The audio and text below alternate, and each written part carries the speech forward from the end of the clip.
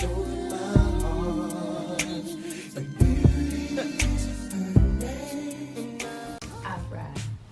Hey you guys. Okay, so my name is Bella. For anyone who doesn't know, welcome to my channel. New videos every Thursday. So if you haven't already, I don't know what you're waiting for. Hit that subscribe button and come on back next Thursday for more. Okay, so today we are here to determine who gets to go to Wakanda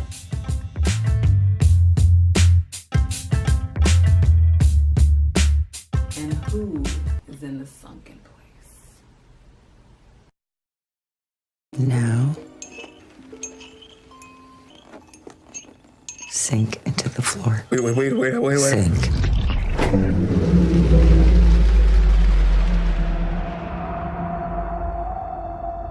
If you guys haven't seen Black Panther and Get Out, you need to go see those movies first off. Go pause this video and go, no, don't pause it. After this video, go see that. And if you guys don't know what that means, let me just fill you in a little bit. Wakanda is a term from Black Panther, and it's where Black Panther is from. And it's basically the most woke place in the world. Like, this is where all woke Black people want to be. It's like, it just shows like the unity and the like beauty and that like no brainwash, like all just like living to your potential as a Black person without any like chains on you from slavery or anything that stifles you or makes you feel less than, and just being just so united and just living to your potential as an African person. It's just the most woke place you could be. And then like the warriors and the love and the beauty, it's just like. And the sunken place, on the other hand, it's basically the opposite of being woke. It's like body snatchers, like being brainwashed. It's like you're there, but you're like in the background and someone else has control. You've been conditioned. It's the opposite of woke. You know, you get what I'm saying. So we are here to determine who gets to go to Wakanda and who is in the sunken place. First off, I have an honorary person who we're gonna send to Wakanda right off bat. My homie, Taryn Emil, the owner of the company Shea Butter. He makes these shea butter mixes. They smell so good, like so good, like lemongrass and all types of oils he puts in there. What else he put in here? He puts cocoa butter too in it, and he has it like at a good consistency where you don't gotta melt it and stuff. It's just like it's like butter. It's helped my skin so much this winter. Like my skin's so dry in the winter. This kept my skin so soft and smelling so good. Y'all, get y'all some. I'm gonna attach the link so you guys can go and check them out for hair, skin, all that. And it lasted me months. Like, it's a really good deal, so check them out. Oh, and he makes scrubs too, like these scrubs that smell like cookies or something, all natural sugar scrubs. I'm telling y'all, go get it. Taryn, you the truth. You definitely get your ticket to Wakanda, first class.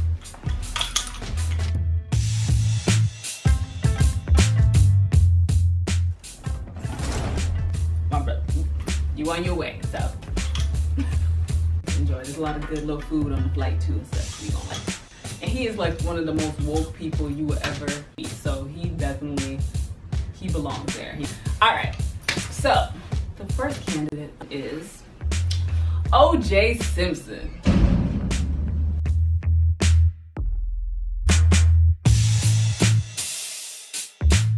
We've all seen, for the most part, his special. OJ like, I'm not black, I'm OJ. Okay. I remember around that time when the trial was going on, I was real young, but I remember like people were so rooting for him. Just to find out that he didn't care nothing about Black people at all. Like, he pretty much like felt like he was above being Black. Like, people didn't see him as Black because he was so popular and famous that he had a white wife and white friends, and you know, he got to live that white life. And I can't follow you. You don't know what you're talking about. All my best friends were Black. When I got married, if you look at the group of people who were standing next to me, the majority of them were Black. Half of my wedding was Black. You know, so he he lived very privileged. Even back in the 70s and 60s, 70s, when, you know, civil rights and stuff was going on, he didn't want to take part in it. He was like, I see what they doing, but I'm good over here. What they think is right, I guess they must follow their beliefs. Well, right now I don't want to be involved in it. And even now, recently, he made a comment on Colin Kaepernick and said he agrees with Donald Trump that he should not have disrespected the flag. Like, how are you still this brainwashed after everything that's happened? Like, it's so crazy to me how he still has like turned his back on us completely. He's a psychopath. Let's just keep it real. If something is not right, you go on to you get away with murder, literally. These braces might have to come up. I'm trying to be like a little Afrocentric, but they ain't clanking like crazy. We'll try to keep them on. You go on TV and basically confess with these hypotheticals and Charlie and all this crap, and you just like I kind of got into a karate thing, and I said, well, you think you can kick my ass? And I remember I grabbed a knife. I do remember that portion, taking a knife from Charlie, and to be honest, after that, I don't remember. This dude is crazy. He's insane. He's insane. He's so far gone. Like there's no bringing him back at this point, and that's why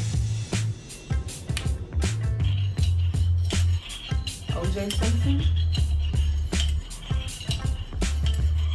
sink.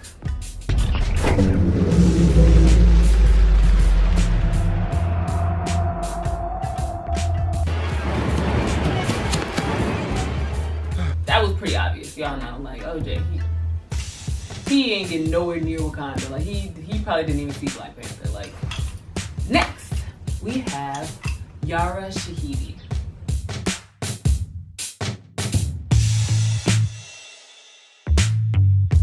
Now, if you guys don't know who Yara Shahidi is, y'all need to Google her and look at her interviews. She is an inspirational young woman. I'm double majoring in social studies, which is interdisciplinary sociology, anthropology, economics, and philosophy. And my second major is African American studies. Once we free ourselves from self-imposed branding, we can free those around us from the biases that prohibit us from truly exploring the beauty of human existence. I just like binged one day on all her YouTube interviews. She's so well spoken. That's how stereotypes become realities, when people, not only for ourselves, but for the society around us, we're now making assumptions based off what they see on TV.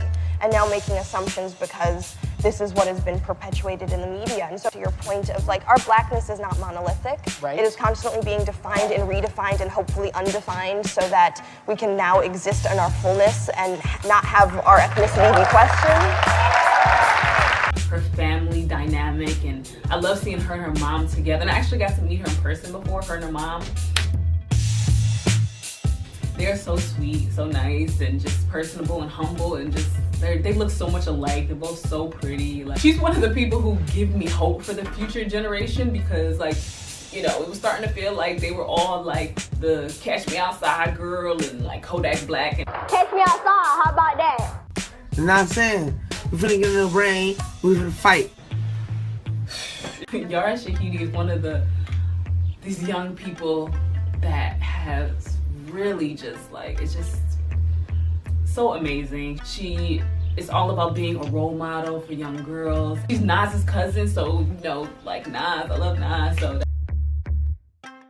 just that alone gives her credit in my book. She inspires me to do more and to learn more and to just, you know, be more active and use your voice for good. She's a black belt, so she could be, you know, Adora Milaje, you know, she's kicking butt.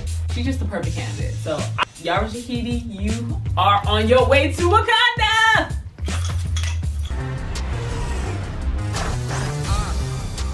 We at home. You definitely deserve it. All right, next person on the block is Hazel E. Y'all might not know who Hazel E is, because I didn't know who she was until I heard what she said. She is on Love and Hip Hop LA, I think. And she got into some kind of online beef with Jess Hilarious. Jess was, I guess a lot of people say that her boyfriend is gay, and she's like his beard or something, and like they look like a gay couple or something. I have no comment on that. This is not why we're here. So when they were having their little beef, Hazel E is light skinned and Jess Hilarious is more dark skinned. She started just going on dark skinned women. Hazel E, who is light skinned, said to Jess Hilarious, who is dark skinned, "I'm tired of all these monkey looking dark butts coming for my pretty ass." And say she just mad because she's not pretty like Hazel E. If y'all seen Hazel E,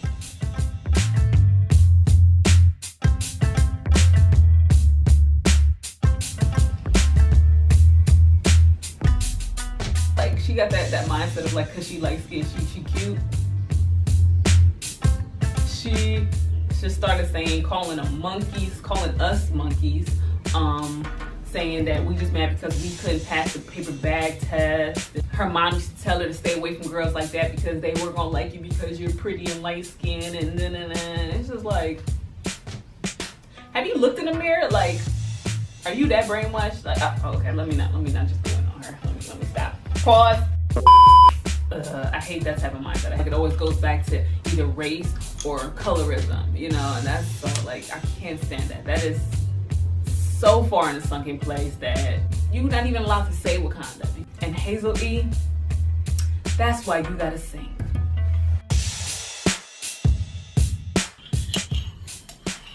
Hazel E, sink.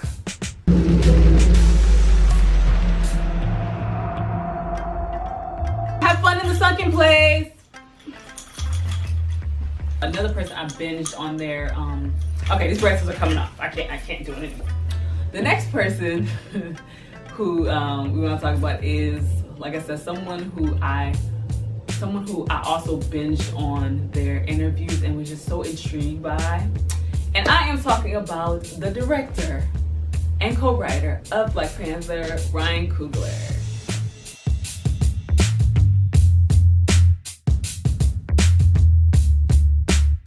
What I love most about Ryan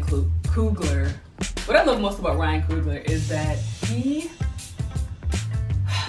he's just so unexpected in so many ways. If you listen to the way he talks, if you know where he comes from, you know, and just hear his story, it's so amazing that he is where he is. And it just shows that you can get there. You can do what you want to do no matter where you're from, what you talk like. If you listen to him talk, he sounds straight Oakland. Like, he sounds like, ain't no denying that. Like, stay you. This industry is a strange one in that it can change you. Find out who you are first, because y'all probably don't even know yet. And once you find that, hold on to it and be unapologetic about it, because it's gonna make your perspective unique. A lot of people would listen to the way he talks and would know where he's from and think like, oh, he's just some hood guy, or, you know, he's uneducated and stuff like that. And when I first heard him open his mouth, I was like, oh my gosh, like, this is E40? Like, it was dope though. I love that, you know, you would think like someone like that, like you'll never be able to be president or be a lawyer, or, you know, stuff like, you think that when, you know, you have to talk this certain way and be this certain kind of person to get to a certain status. And I love that he transcended all of that and he got there the way he is. He didn't change himself. I love when you combine your purpose with your passion. And he's doing so much good. Like, if you look at the movies he's directed, like even his old films, my friends recently sent me one, you know, they're all very like culture based and like about, you know, stuff about where he came from and stuff. He even shot part of Black Panther where he was from in Oakland. It's very his roots. Like, he's very connected and he's not ashamed or trying to, you know, he's very like, I want to give back. I want to, you know, I want to motivate. I want to show like you can get from here to here. And he really cares about people and inspiring. And he wanted the movie to be authentic. And, you know, he understands, you know, as African Americans, we are kind of disconnected to Africa. That's how we feel. But he, you know, he talks a lot about how when he went to Africa, he saw that we're so similar. Like, what we kind of taught about our own African American culture is that it's a bastardized culture. We taught that, you know, we lost, you know, the things that made us African. We don't have them anymore. You know what I mean? Like, we had to make do with the scraps. And when I sat down with Marvel and said, hey, yo, for me to write this script, I need to go to the continent. I need to go like right now.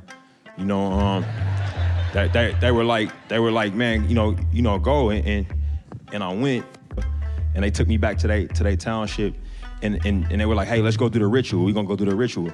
And I'm like, oh, ritual. So I'm expecting like painted face and I'm expecting to go all the way in. And what we pulled up at our house, and it was a bunch of young cats standing outside, you know what I'm saying? So I'm like, this feels familiar, And then, we go in and we walk to the house, and then all the OGs, I say from age like 50 to 70 was sitting in one section. And I'm like, that's what happens at my house on the weekends. So then we keep going, and we go into the kitchen, and the women are in there cooking, and they talking, and they cooking all this food. And then you go out into the backyard, and there's some more young cats, like my age, and they had just slaughtered a cow and a goat. And they were, cooking the food, and they were passing around this real cool African beer, and everybody was drinking from the same. It was like a exactly calabash. Everybody was drinking from that. They passing it back and forth, and I'm like, man, what ritual is this? And they was like, oh yeah, this I can't remember the name. We've been doing this for thousands of years. And I was like, well, we do this same ritual back at home. And then for them it was a no-brainer. They were like, yeah, of course you do, because y'all African, And I realized then, I was like, oh wow, yeah, right. We brought so much with us over, and that made me feel like a sense of comfort in a way, because I so yearn to connect with that part, with my culture. And our language and certain things were taken from us. And when he was telling about it, it made me feel like even though those things were taken from us, you can't take away Africa from us, because it's not a place, it's us. We are Africa. That's just land, but we are the people. We are who make Africa, so it just made me feel so good. I love his story, and he did Fruitville Station because he felt like that story needs to be told. He did Creed, and he's doing Black Panther, and he's doing these amazing movies, and I'm so proud of him, and I love what he's doing, and I'm just so excited to see what he has next for us. And obviously, how could I not give Ryan Coogler, the director of Black Panther, a ticket to Wakanda? I mean, he's the one who brought it to life and gave us this beautiful image of what it is, and it's made us all fall in love with it. So, Ryan Coogler, my brother, first class, you are going to Wakanda. It's only right, but congratulations, Ryan. Look at me. Congratulations, Ryan. You made it. But yeah, let me know what you guys think. If you guys agree with who I sent to Wakanda and who I put in the Sunken place. Yeah, so if you guys like this video, y'all already know what to do. Help a sister out and give it a thumbs up. Subscribe, share, comment, and all that good stuff. And come on back next Thursday for more. All right, you guys. Until next time.